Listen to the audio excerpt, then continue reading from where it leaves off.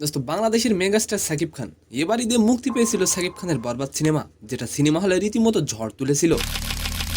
দোস্ত আর এবার সাকিব খানকে দেওয়া হচ্ছে চলতি বছরের সব থেকে বড় পুরস্কার। অ্যান্ড সেকেন্ড নিউজটি থাকবে দোস্ত, বর্তমানে ভারত ও পাকিস্তানের মধ্যে পাল্টাপাল্টি হামলার ফলে সামরিক উত্তেজনা তুঙ্গে।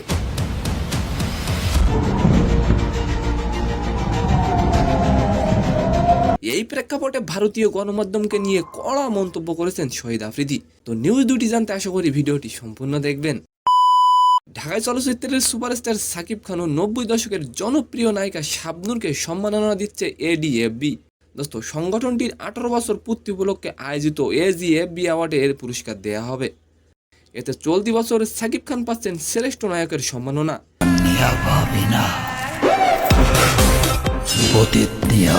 দোস্ত এবং শাবনূরকে দেওয়া হচ্ছে বিশেষ সম্মাননা। সাকিব খানের বরবাদ ছবি আপনি কি দেখেছেন? দেখে থাকলে অবশ্যই সিনেমাটি নিয়ে একটি কমেন্ট করে যাবেন। দোস্ত এছাড়া এবছরের সেরা নায়ক হিসেবে মনোনীত হয়েছেন চিত্রনায়ক নীরব, সজল এবং সিয়াম। দোস্ত এবং সেরা নায়িকা বিভাগে আছেন শবনম বুবলী ও নুসরাত ফারিয়া। দোস্ত আর এবার আলোচনা করবো শহীদ আফ্রিদিকে নিয়ে। কাশ্মীরে সম্প্রতি সহিংসতা ঘিরে ভারত ও পাকিস্তানের পাল্টাপাল্টি হামলার ফলে দুদেশের উত্তেজনা এখন তুঙ্গে।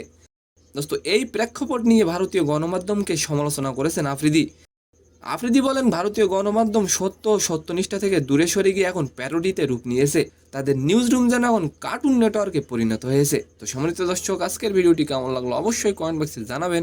আর ভিডিওটি যদি ভালো লাগে অবশ্যই একটি লাইক দিয়ে আমাদের চ্যানেলটিকে সাবস্ক্রাইব করে দিবেন। ধন্যবাদ।